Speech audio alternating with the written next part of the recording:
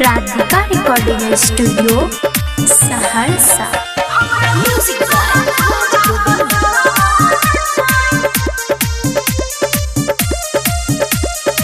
सुने हमारा दिल जहानी गे रखबो बना को हमारा हनी गे।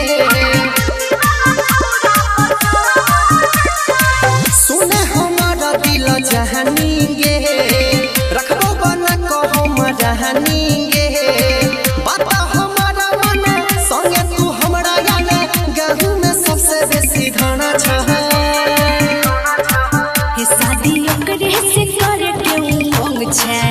हमरा जुल्फी वाला छौरा पसंद छै।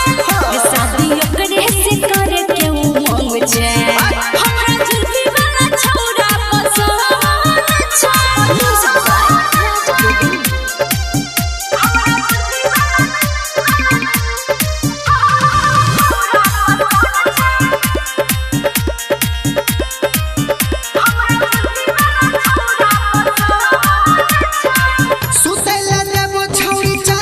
पलंग गे छिए हम अपना इलाका के दबंग गे।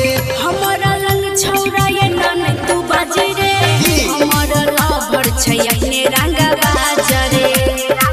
जे हमरा रखत हई के कढ़ा में नाम छै। शादी ओकरे से करे के उमंग छै। हमरा जुल्फी वाला छौरा पसंद छै।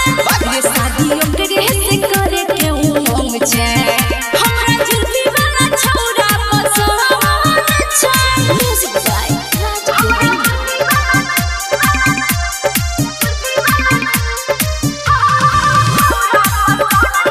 Radhika recording studio Saharsa. कहै छियै छौरी बात हमर मान गे तहु जवान छही हमहु जवान गे। हम छियै बाबू दोसर के सामने रे। जीवन कन्हैया तो